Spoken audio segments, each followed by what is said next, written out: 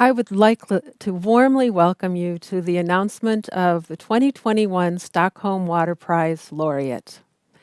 This is a special day, a day where we acknowledge the value of water in our lives, in sustaining our life and all life on the earth. We also commemorate World Water Day by acknowledging special people or individuals, projects, or organizations that have made significant contributions to the field of water and have, oh man, I'm sorry. Yeah, and are important to recognize. I'm Ruth Matthews, Senior Manager at SIWI. The Stockholm International Water Institute uses its knowledge and expertise in water to convene people together to address water issues and to move towards a water-wise world. SIWI presents 2 awards to acknowledge the contributions to solving water challenges. One is the Stockholm Water Prize, and the other is the Stockholm Junior Water Prize for youth who are just getting into the field. To give us a brief history of the Stockholm Water Prize, I would now like to introduce Peter Forsman, Chair of the SIWI Board. It's a great honor for me to speak to you today and to celebrate the Stockholm Water Prize Laureate of 2021. But before we announce the name of the laureate, I would like us to take a moment to reflect on the prize itself, its history, and what has made it into the world's most important water award. It all started more than 30 years ago when the city of Stockholm wanted to celebrate their success story of clean waters. That was based on an ambitious investment program in wastewater management and water quality monitoring. And it had led Stockholm from having some of Europe's more polluted waterways to have maybe the cleanest in Europe. When I was a small boy, it was absolutely unthinkable to take a swim in the waters around Stockholm. It was filthy, stinking, and unhealthy. Today, there are public beaches all over the town, and you can enjoy all water activities without any risk of health. That was a major change. And to celebrate this, Stockholm in 1991 organized a giant public water festival. But the festival was not only festivities. We also organized a scientific seminar, nowadays called the World Water Week in Stockholm.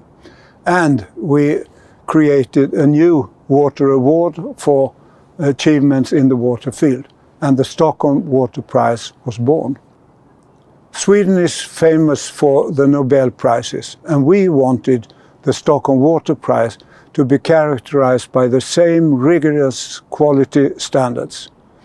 All nominated candidates are thoroughly reviewed by the Stockholm Water Prize nominating committee, with some of the world's leading water experts among its members.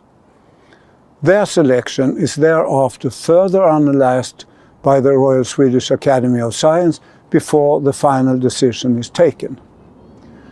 The purpose of the prize is to award excellence in science and practice. And over the years, the Stockholm Water Prize has been presented to women, men, and organizations who have made exceptional contributions to the understanding and protection of waters. We can thank the laureate for groundbreaking scientific discoveries, but also for developing practical solutions that really have changed the world. I remember very well when the first Stockholm Water Prize laureate, Professor David Schindler, who sadly passed away earlier this month, he got his prize here in the City Hall, and he got it for, he was the first who had proved how pollutants such as phosphate-based detergents and fertilizers were harming severely freshwater bodies. This led to new strict regulations in many countries. The work of Professor Schindler and all the laureates who have followed have contributed to remarkable scientific achievement, but also to making the global public more aware of the role of water than they were 30 years ago. For this, we are extremely grateful to all the Water Prize laureates, and now we look forward to welcoming the next person to join this prestigious institution. Thank you. Thank you, Peter. And I'm very impressed with the story of Stockholm changing its water from dangerously polluted to a sparkling reminder of the importance of water in our lives. We have received more than 200 nominations for this year's Stockholm Water Prize. Only one of these can become the Stockholm Water Prize laureate. Through a rigorous process, the Stockholm Water Prize nominating committee selects its top choice for the laureate and recommends this to the Royal Swedish Academy of Sciences and to the board of SIWI. I would now like to introduce Torgny Holmgren, Executive Director of the Stockholm International Water Institute, to announce the Stockholm Water Prize laureate of 2021. Thank you, Ruth. And it was really good to hear from Peter about the fascinating account and the origins of the Stockholm Water Prize. We are indeed very proud of the Stockholm Water Prize and the many laureates that have received it over these 30 years. As Peter mentioned, our understanding of water is much greater today than it was 30 years ago when the prize was first awarded. And that is to no small degree thanks to the work of our amazing laureates. So now, it's a great honor for me now to present the next receiver of the Stockholm Water Prize. The 2021 Stockholm Water Prize is awarded to Sandra Postel. I would like now to hand over to Professor Deliang Chen, the chairperson of the Stockholm Water Prize nominating committee, to share with us the motivation for awarding the Stockholm Water Prize 2021 to Sandra Postel. Please, Professor Chen, you have the floor. Thank you, Torgny Holmgren. It's a great pleasure for me to do that. So on behalf of the nomination committee, first of all, I would like to congratulate Sandra Postel for winning the Stockholm Water Prize. I am extremely proud to be the chair of this fantastic committee, which consists of 9 members from 8 different countries, appointed by the Royal Swedish Academy of Sciences and the SIWI board. The committee is pleased with the many excellent nominations we have received, and we are convinced of the final selection we made for this year. Sandra Postel is a deserving Stockholm Water Prize laureate because of her long and outstanding work to make sense of complex water-related issues. As an author and educator, she has made important contributions to the understanding of some of the greatest challenges of our time and has shown that we have the power to find sustainable solutions.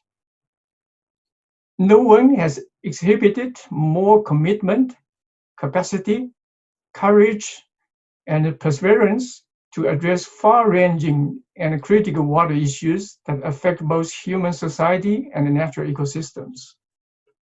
Her work has been instrumental in shifting both public and professional awareness about the water crisis.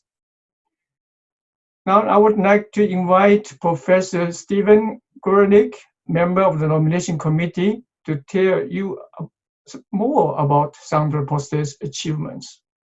Thank you. Hello, I'm Steve Gorelick, professor at Stanford University and member of the nominating committee for the Stockholm Water Prize. On behalf of the committee, I offer our sincere congratulations to Sandra Postel as this year's recipient. Sandra is a leading authority on water scarcity, and there are 4 key qualities of her life's work that led the committee to select her for the Stockholm Water Prize. First is the major contribution of her 1992 outstanding and award-winning book, The Last Oasis, Facing Water Scarcity. This groundbreaking book revolutionized the water resources management paradigm, resulting in a shift from augmenting the supply of water to managing the demand for water worldwide. The book has been translated into 8 languages. In 1992, water resources professionals generally promoted engineering interventions aimed at expanding supply as the ultimate truth, but did not understand the consequences as well as the pace at which water scarcity was spreading. Sandra Postel saw what was coming. She wrote about it in a way that captured the world's attention and changed the water discourse. With her convincing arguments, she was able to sway water managers, educators, and the international community that demand management was to become the dominant principle on the road leading to sustainability. Quoting from her book, "The untapped potential of conservation is increasingly our last oasis." The second aspect of Sandra's work is her commitment to water for the environment. Throughout her career, Sandra asked hard questions and pushed for solutions that require buy-in beyond the norm. In particular, Sandra's commitment to water for the environment has never wavered. In forums, corporate conference rooms, in speeches, regardless of the audience, Sandra advocated for water solutions that meet the needs of people, business, and the environment. The third key element of Sandra's work is her impact. The paradigm shift she is driving is not just about the type of projects and strategies implemented on the ground. She leads an emergence of a water ethic, and at the same time drives policy change with improved real-world outcomes. In 1994, she founded and led the Global Water Policy Project, which gave the water issue the visibility it deserved in the global desire for sustainable development. Since then, Sandra's influence put her in an elite class of water activists and professionals. She did this through building awareness, writing, and directly engaging in catalytic solutions. At the National Geographic Society, she served as the lead water expert for the Society's freshwater initiative.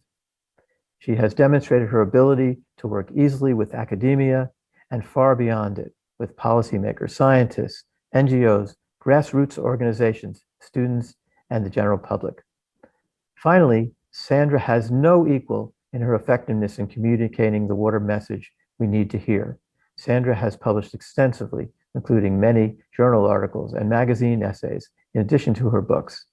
Sandra has also appeared on many productions and stages around the world, sharing her knowledge of water. She is in high demand as a keynote speaker, and she is always at the top of the list of media writers seeking an authoritative voice on the water issues of the day. As an educator, she is an inspiration to students who see her as a role model for their own careers. In closing, the nomination committee each year looks for the top individual in the water community who is highly regarded and has made an impact. With her qualifications, philosophy, approach, and impact, Sandra Postel clearly met this mark, so much so that she now receives the Stockholm Water Prize and adds to its prestige. Congratulations.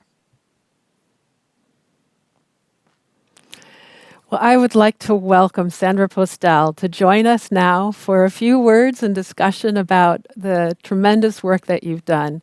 And please let me be the first to congratulate you for receiving this award, one that is richly deserved.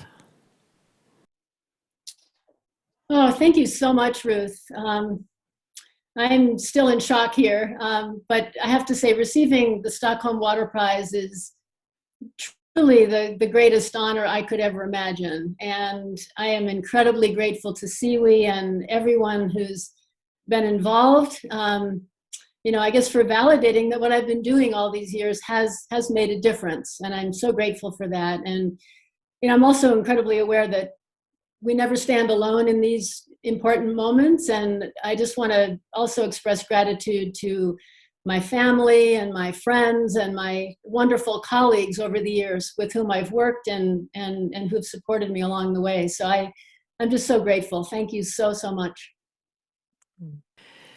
So I've been following your work for many years now, and I'm curious, what drew you to work in water? Well, I think from the time I was a teenager, really, I had a very strong sense of purpose that I should do something on behalf of the earth. And, I went on to study geology and resource economics and environmental management. So a very interdisciplinary academic career, academic background, I should say. And then right after graduate school, I had an opportunity to work at a small consulting company on US water policy. And that was very interesting. But the real, I think, stroke of luck for me came when the World Watch Institute in Washington, D.C., this is in the early 80s, invited me to join the Institute and take on the global water portfolio at the Institute. And this was a huge challenge for me. It was a bit scary, I have to say. I was still in my 20s. But I soon realized I'd found my niche, that this was the field I wanted to work in. And from that, I really just stayed with it. So you've been in this field for 40 years. How has your thinking evolved over that time? Wow, that's a great question. I think I've always been grappling with the fundamental question that if water's finite and water's the basis of life and there's no substitutes for it, how are we going to meet the needs of the human population and economy and still meet the needs of nature also? And I've had that question pretty much throughout my career, but I've kind of dug into different aspects of it over time. So as we heard this morning, Last Oasis was my first book, and that's where I woke myself up, I think, in the course of researching for that book as to just how global the water scarcity challenge was and how the consequences would ripple out in so many ways. And as we heard from Steve a little while ago, it seemed to me we couldn't continue on this path of just expanding the supply because it's finite. And so we needed to pivot and really begin to focus more on our demand and how to manage it and how to get smarter about how we use the water that we were already taking from nature. And then I would say because of that water scarcity concern, I took a deeper dive into irrigated agriculture in my second book, which I think drew my attention to groundwater depletion and soil salinization and the growing competition for water not only between states and provinces and countries, but also between farms and cities, something we're seeing a lot more of now. And that, again, taught me we need to really think about how to get more efficient with our use of agricultural water and how to get more nutritional value out of every drop that we're taking, from the natural environment. And so then soon after that, I really became captivated with the environmental side of things, and in particular, the natural flow regime, that concept that emerged in the mid-90s that said, it's not enough to make sure rivers have some flow. We need to make sure that rivers get the quantity and quality and timing of flows that they need to support all the life within the rivers. And of course, the 2019 Stockholm Water Prize laureate, Jackie King, was a pioneer in this field. So I was thrilled when she won the prize a couple of years ago. And I wrote Rivers for Life with Brian Richter, who also broke very important ground in this field. And I know, Ruth, that you know Brian, because you worked with him for many years. And so we made the case that, with these 60,000 large dams around the world, we really need to manage these dams with ecosystem health in mind. And we hadn't been doing that. So yes, we get amazing benefits from dams, hydropower, flood control, water supply, but we really needed to find a way to factor the health of the river into that management. And so it was a very strong call to action about dam management and how we can give the river what it needs. And then I would say, you know, again, with climate change just becoming so top of mind within the last decade in particular, I mean, it's been on our minds this whole time, but it really kind of came to the fore. And with my most recent book, which came after my time at National Geographic, so I had the benefit of a lot of field experience and field projects and a great team to work with, I wrote Replenish, my last book, my most recent book, which really kind of integrates all of these pieces and takes a more holistic view, and uses climate change really as a driver for the kinds of solutions, you know, that we need. And I was basically asking, you know, the water cycle's broken. Can we fix it and still have human prosperity? And that was my driving question. And I took some hope in the evidence that I found that indeed we can. So that's kind of a, you know, a somewhat brief summary of how I've evolved in thinking over this time, with my books kind of anchoring that, you know, that line of thought. Thank you so much for that. History of your experience and your thinking. And one of the things that I admire about the work that you do, Sandra, is that aspect of you don't just raise our understanding of water challenges, but you actually offer solutions.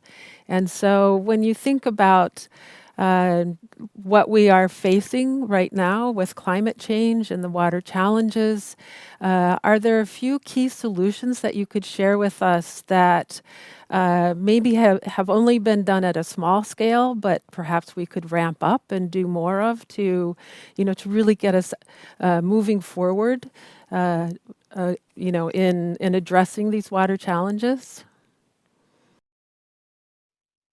Yeah, you know, it's interesting. Conservation remains, I think, the most economical and environmentally sound way to meet new water demands. You know, I said that, I think, in 1984 for the first time, and it's interesting, it remains true today. And I think we have a ways to go to tap those solutions. You know, we've made tremendous progress in conserving water in our cities, in our industries, and in agriculture. But we have a long way to go, and I think it's important to remember that. You know, when I think about the opportunities in marrying efficiency technologies with information technologies, particularly in agriculture, we can save a lot of water when we start to do that effectively. And so it's just one example of the fact that we still have a lot more to do on the conservation front, and that's a really good thing. It's good that we have that to do. I think the second thing that I think a lot about is,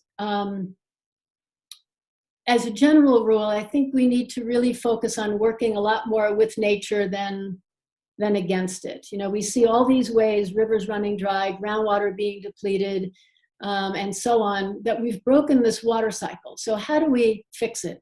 And I think this is especially important in terms of building resilience into our water systems as climate change changes everything, right? And so I think that resilience is really key. We're already seeing more breaching of dams, more overtopping of levees, more drying of reservoirs. But nature can help here.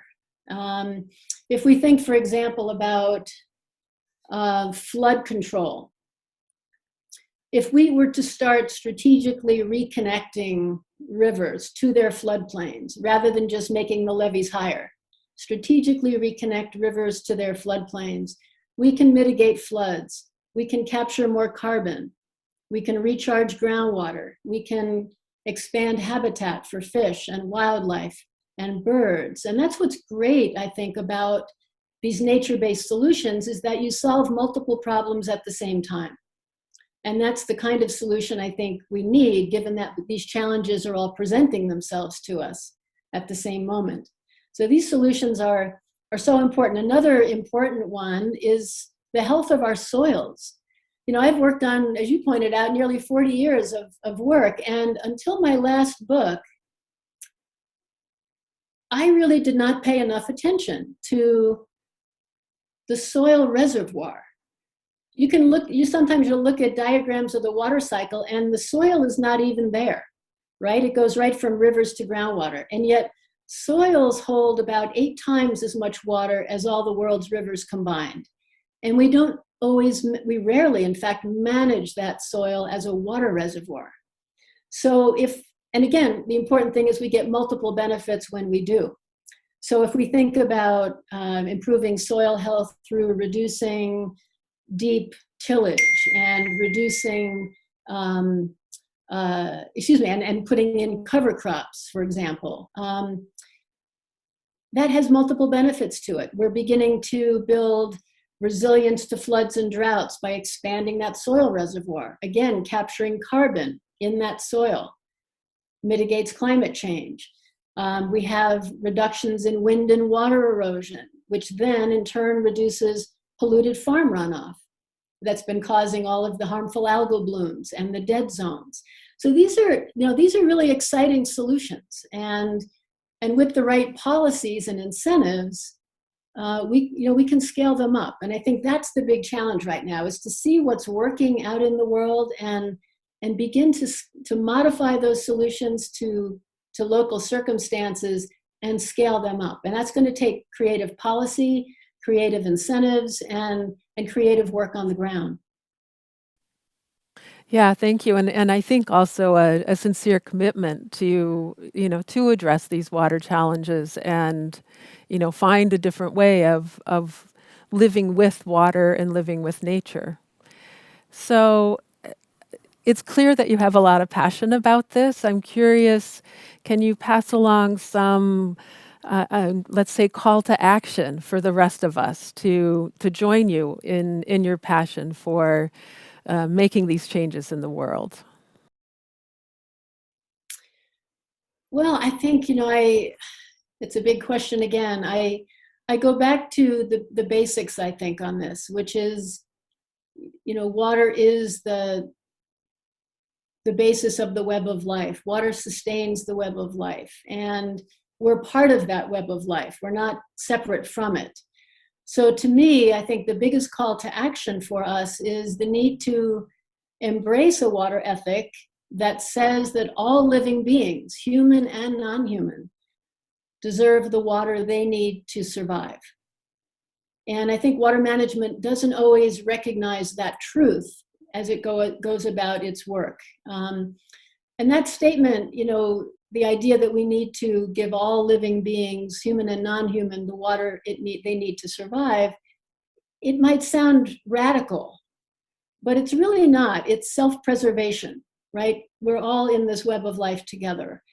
And I think that requires and challenges and I guess empowers in a way each of us to be part of this solution. How can we live happy, healthy, productive lives while consuming less water, shrinking our human footprint, and then returning some water to nature? And I think that's the big challenge. And the great thing is we can all play a part in that, whether we're an individual, a business, a government, policymaker, we can all play a part in figuring out creative and better ways of sharing this gift of water with all of life. Thank you so much, Sandra, for these wise words and for sharing some of your history and thoughts with us. It's been a real pleasure speaking with you. No, thank you, Ruth. The pleasure's been all mine, really, and I've enjoyed this conversation very much. And thank you so much again, and thanks again to Siwi for this amazing honor. It's so much appreciated. So if you haven't got enough of Sandra Postel, and it's clear that we could talk for another several hours given all of her experience and her great way of telling us about how to address our water challenges, Please join us on April 12th for a water dialogue with the laureate, with Sandra. And it will be at 3 p.m. on Central European Standard Time on this channel, so you can just tune into this channel once again. You can learn more about Sandra on CW.org. And also learn about nominating the next Stockholm Water Prize laureate. The nominations are now open, and we really welcome you to support us in diversity and inclusion by nominating women and from countries that are currently underrepresented. CW also puts on World Water Week every year in the last week of August.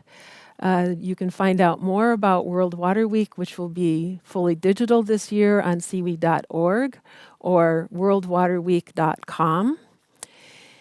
And before we close, I would really like to thank and share our heartfelt gratitude to the founders of the Stockholm Water Prize for your continued support over these years.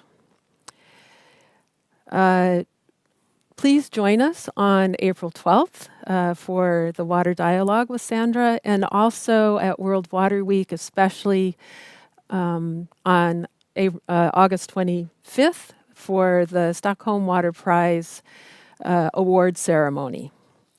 You can follow us on Facebook, LinkedIn, Instagram, and Twitter, as we will be releasing more opportunities to engage with and hear wise words from our 2021 Stockholm Water Prize laureate, Sandra Postel.